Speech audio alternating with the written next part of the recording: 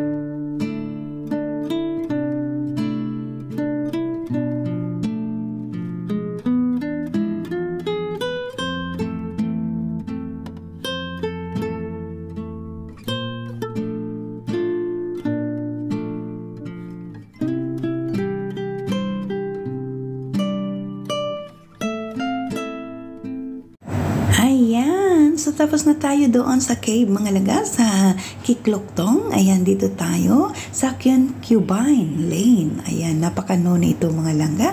Ano na, alam nyo naman ang ibig sabihin ng Concubine.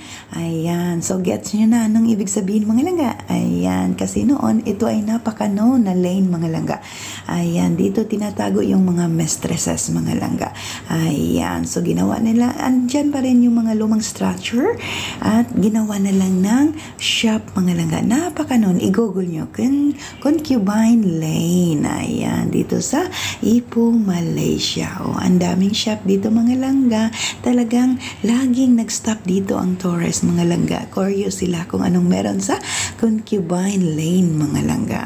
Good. So gets nyo na ha, kung anong meron doon noon, yung kasaysayan, kung anong ginagawa nila sa Concubine Lane. Ayan, tara mga langga, medyo gutom na, so it's time to lunch. Samahan nyo si Maring V. Ayan, kasi last day natin ngayon mga langga dito sa Ipoh. Ayan, so at least is ano tayo, na-explore natin ang Ipoh, kahit hindi yung buong Ipoh, at least may nakikita tayo. Once again, thank you mga langga. Salamat ulit ng marami. Kaya tara na at mag-lunch dito sa Sama, ang chicken rice. Napaka-known ito na restaurant mga langga. Sama Restaurant. Ayan, chicken rice. Tingnan natin kung anong meron. Ayan, and of course, tapos ng ating lunch.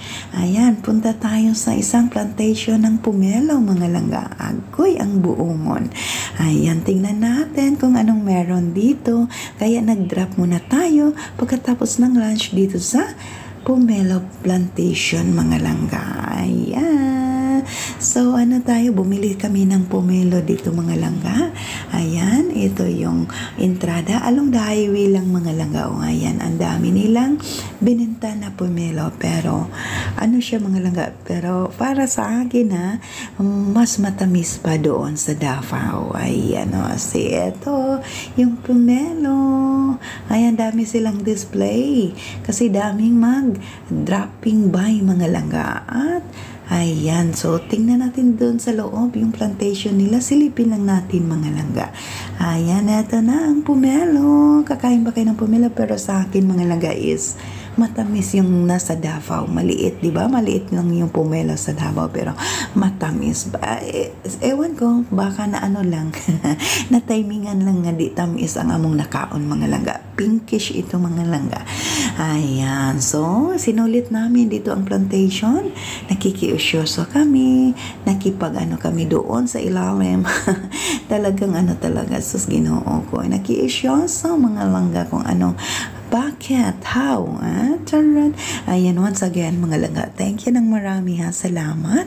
Ayan, medyo paos na ako nito mga langga. Ay, agoy, Ginoo ko.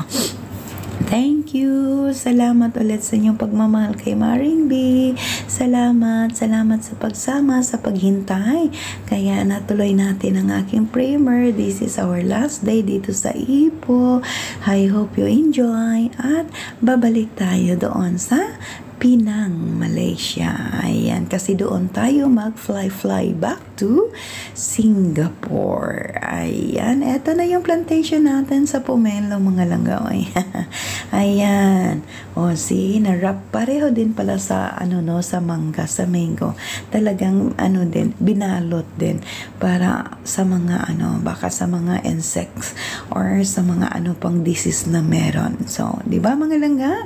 Ayan, at least nakita niyo yung plantation ng pomelo dito sa Ipoh, Malaysia. Ayan, pagkatapos nito ay kumain kami, nag-relax at of course, sinulit talaga ang araw, mga langga, di ba? At least wala talagang skip tayo sa mga meron sa Ipoh. Ay, tingnan nyo smaring de. Maki-assure sa pa dyan siya. Ay, magbabay-babay pa dyan siya, mga langga, no? Ganun lang ang buhay. Shout out everybody! Ayan, kasi nauhaw kami, tea time. Ayan, pumunta kami sa isang restaurant. Hindi pa ito dinner ha, tea time. At ang ganda ng kanilang venue kasi mga lumang kagamitan yung naka-display, mga langga, dito sa isang cafe. Ayan, sarap ng coffee, ang sarap ng feeling. And it's nighttime. Ayan, it's nighttime, mga langga, night market. And thank you everyone. God bless and bye! See you Penang tomorrow! Salamat po ulit sa inyong pagmamahal kay Maring V.